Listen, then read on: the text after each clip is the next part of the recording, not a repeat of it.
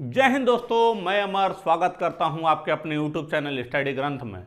मैं बिल्कुल ठीक हूं दोस्तों और उम्मीद करता हूं कि आप भी स्वस्थ और मस्त होंगे।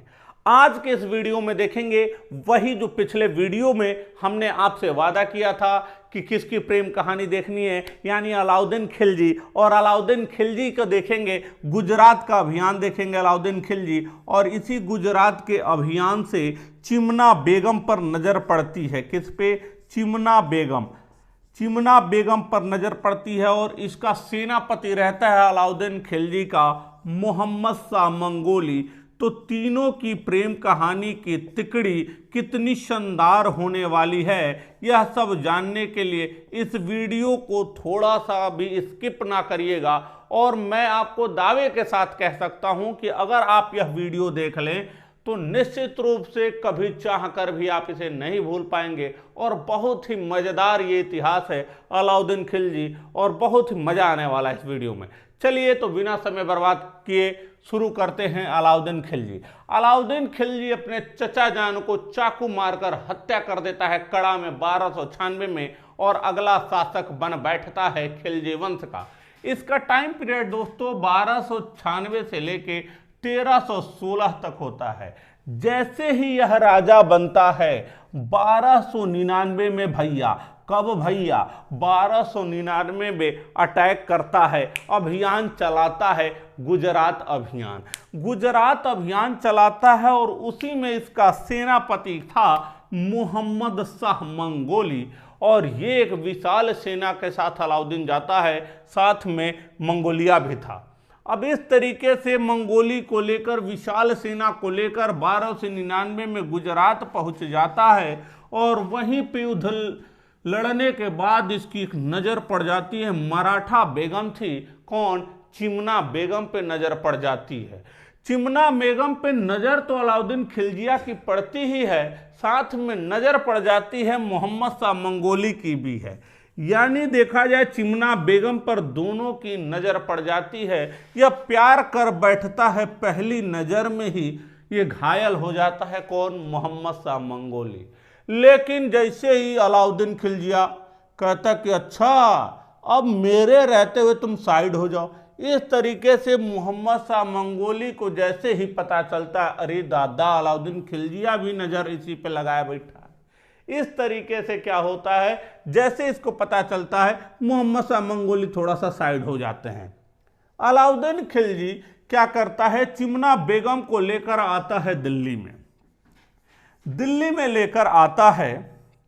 किसको? चिमना बेगम को दिल्ली में लेकर आ गया। अलाउद्दीन खिलजी के बारे में थोड़ा सा रंगीन मिजाज का शासक था, बहुत सारी पत्नियां थी। किसकी? अलाउद्दीन खिलजी की। लेकिन अलाउद्दीन खिलजी की बहुत सारी पत्नियां थीं, चिमना बेगम भी आ गईं, लेकिन चिमना बेगम के दिल में रह के लहक उठ रही है। किसकी? मोहम्मद शाह मंगोली की। और भैया प्यार किया तो डरना क्या। भले अलाउद्दीन खिलजी से ये बेगम अपनी बना लेते हैं, विवाह कर लेते हैं। ये अभी जैसे अपने दासी होती है ना, दासियों से पूछता है कि अच्छा ये कौन है, बताती हैं अरे भाई ये तो सेनापति है। क्या इसकी भी शादी हो चुकी? नहीं, ये तो तुम्हारे प्यार में तड़प रहा है, अभी तक कुंवारा है। ये इधर शादी भले बेगम बना लेता है, लेकिन इन दोनों का छुप छुप के मिलने का प्रारंभ हो जाता है। दोनों मिलते हैं, सारे दरबारियों में यह कहानी फैल जाती है कि चिमना बेगम और मोहम्मद शाह मंगोली के बीच कुछ ना कुछ गुटुरगू है। यह बात पूरे दरबार में फैल जाती है। यह धीरे धीरे अलाउद्दीन खिलजी तक यह बात पहुंचती। एक दिन आती है चिमना बेगम और कहती है कि देख मोहम्मद शाह मंगोली, अब हम ऐसे नहीं रह सकते। अब इसको ये डर रहता है कि कहीं अलाउद्दीन खिलजिया को पता चल जाएगा इस प्रेम कहानी के बारे में, तब तो भैया हमारा टाइम सेट कर देगा। ये कहता है देख चिमना, कुछ दिन लो हम मिलेंगे नहीं, 5-7 दिन 8-10 दिन हम लोग आपस में मिलेंगे नहीं, कहीं अलाउद्दीन खिलजिया जान गया तो भैया लेने को देने पड़ जाएगा। ये कहती है अरे भाई क्या यही प्यार है? और कहती है मैं तो तेरे बिना 7-8 सेकेंड नहीं रह सकती, और तू कह रहा है कि 7-8 दिन में मिलूँ ना, क्यों ना हम भाग कर विवाह कर लें। और इस तरीके से चिमना बेगम के जिद करने पर मोहम्मद शाह मंगोली भी भैया प्यार में जब पढ़ते हैं ना लोग, चेहरे पे निखार आ जाता है और कुछ समझ में नहीं आता है। और देखो दोस्तों, और यही रात में क्या हो जाते हैं, चिमना बेगम और मोहम्मद शाह मंगोली फरार हो जाते हैं। दिमाग में ये प्रश्न उठ रहा होगा कि आखिर ये सर ये प्रेम कहानी इन लोगों का क्यों बता रहे हैं, क्योंकि इसी प्रेम कहानी से कड़ी जुड़ती है रणथंभौर पर अटैक का। रणथंभौर पर जो आक्रमण होता है कहीं ना कहीं इस प्रेम कहानी की ही कड़ी आगे जाकर जुड़ेगी।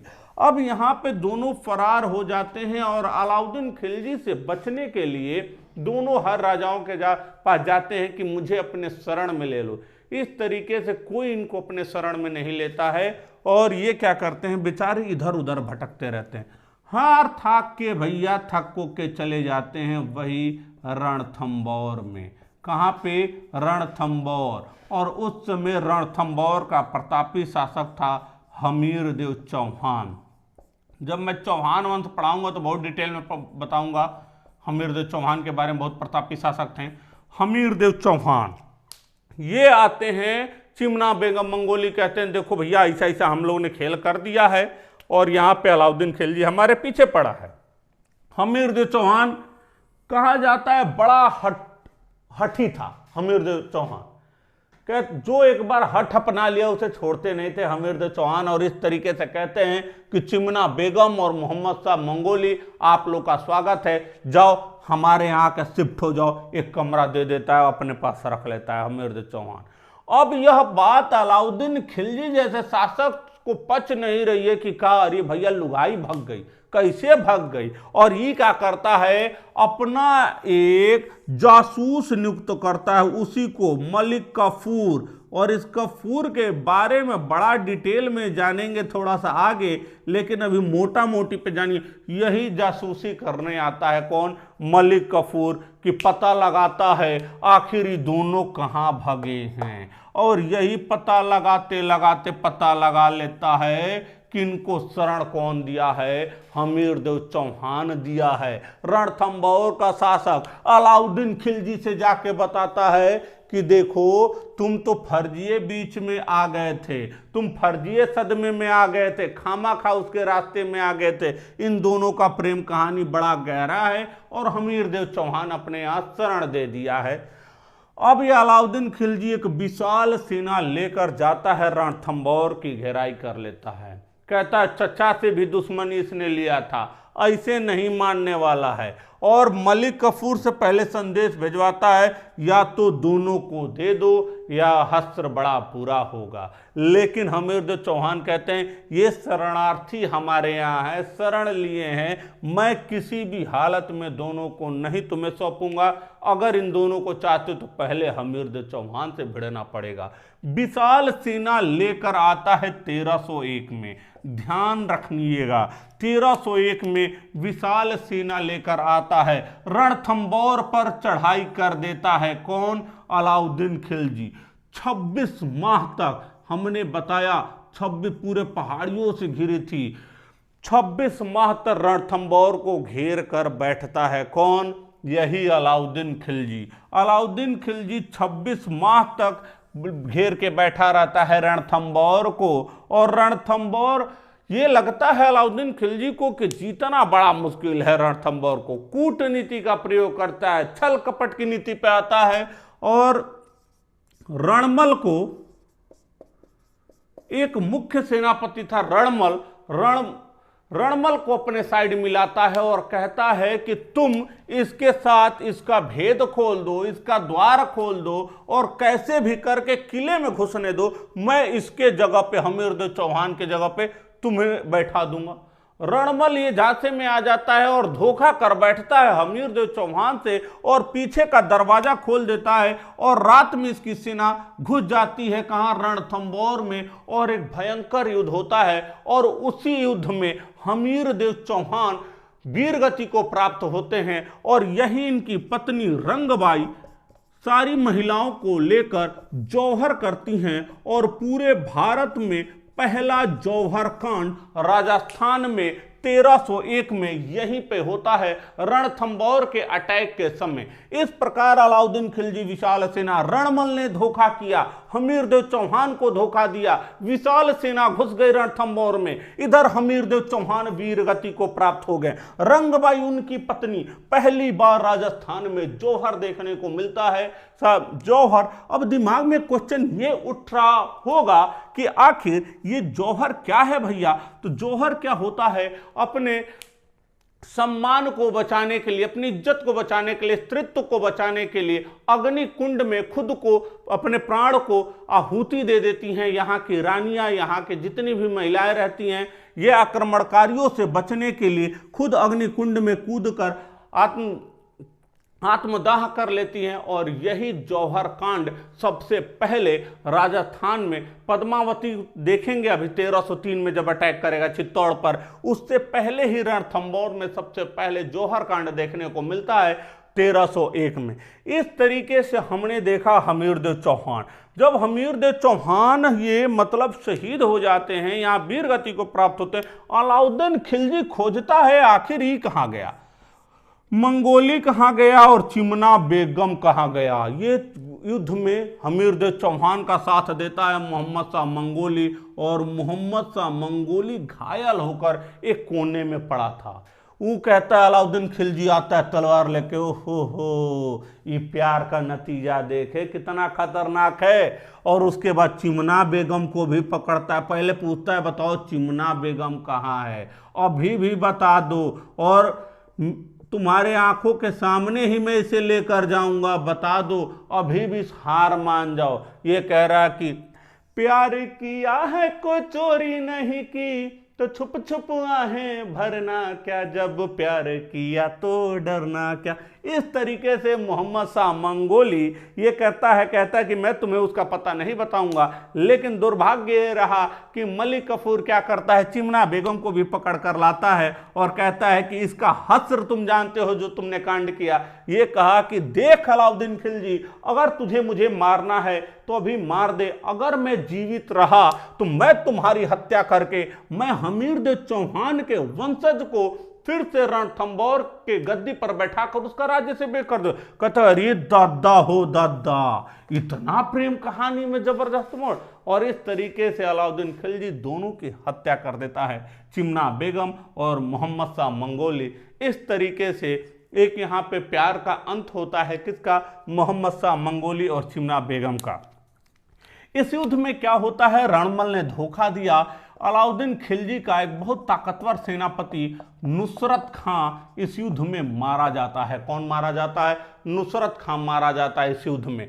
इसी युद्ध में होता ये देखने को मिलता है कि इस युद्ध के बाद रणथंभौर का सूबेदार नियुक्त कर देता है अलुग खां को। कौन, यही अलुग खां को, कौन, अलाउद्दीन खिलजी। और रणथंभौर का नाम बदलकर रणथिम्पुर कर देता है, कौन, अलाउद्दीन खिलजी। कौन कर देता है, अलाउद्दीन खिलजी। इस तरीके से आपने देखा चिमना बेगम की लव स्टोरी और किसकी, मोहम्मद शाह मंगोली की। रणथंभौर का नाम रणथिम्पुर हो गया, अलुग खां को सूबेदार बना दिया। यह वीडियो आपको कैसा लगा, कमेंट बॉक्स में आपका बहुत इंतजार रहता है। ठीक है, एक जाते जाते एक शायरी मेरे तरफ से। देखिए, मैं कहानी के माध्यम से जीएस को इसलिए समझाता हूं कि आपके दिमाग में ये ऐसा फिट बैठ जाए, ऐसा हो एक सेट बैठ जाए कि आप चाह कर भी इसे ना भूल पाएं। ठीक है, एक कहानी के माध्यम से मैं सेट करना चाहता हूं कि ये देखा आपको कुछ नहीं, अलाउद्दीन खिलजी जैसे ही शासन प्रारंभ करता है 1296 से 1316, 1299 गुजरात अभियान, चिमना बेगम जाती हैं, मोहम्मद शाह मंगोली, वो क्या होता है, दोनों का प्रेम संबंध लेके भाग जाता है। कौन शरण देगा, हमीरदेव चौहान। यही कारण रहता है रणथंभौर पे अटैक के।